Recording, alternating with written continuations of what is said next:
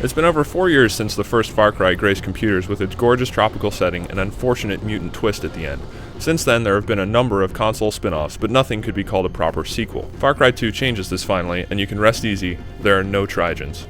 Far Cry 2 is kind of an oddity because it is a sequel in name only. It does not continue the story of Jack Carver, there are no crazy feral powers, and the game no longer takes place on a tropical island. The gameplay entirely focuses on gunplay, and this stripped-down approach is actually refreshing. There are no gimmicks to worry about. This game is about placing you in a wide-open world where you can do what you want.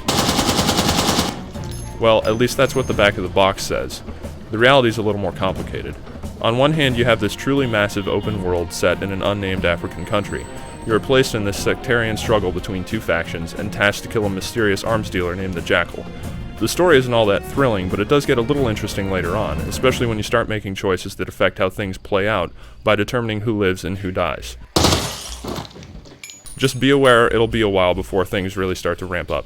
To keep things varied, there are side missions that you can accept from your buddies that add to the overall experience. These friendly NPCs will grant you alternative ways to accomplish missions, and following their lead will upgrade your safe houses with healing items and ammo. The idea is you can build up a bond with your buddy by helping them or healing them when they're writhing on the ground in pain.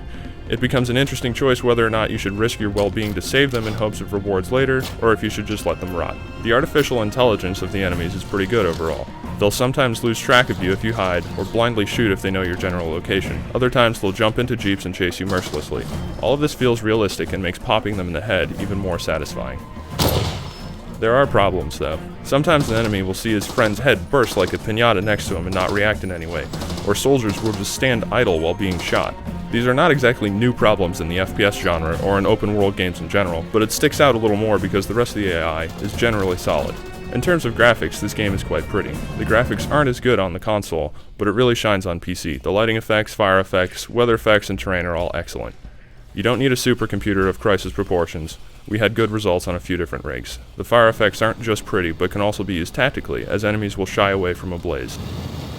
One of the main issues I have is that the enemies aren't very varied. This makes sense given the open world nature of the game, but you don't get the feeling of progression that you would in a more linear game. Normally you'd shoot a grunt and then work your way up the food chain to armor-clad special ops guy or something like that, but there's none of that in this game. Hence, if you don't experiment with a lot of the guns, the fights can get pretty repetitive. That's not to say the game isn't immersive, because it definitely has immersive qualities.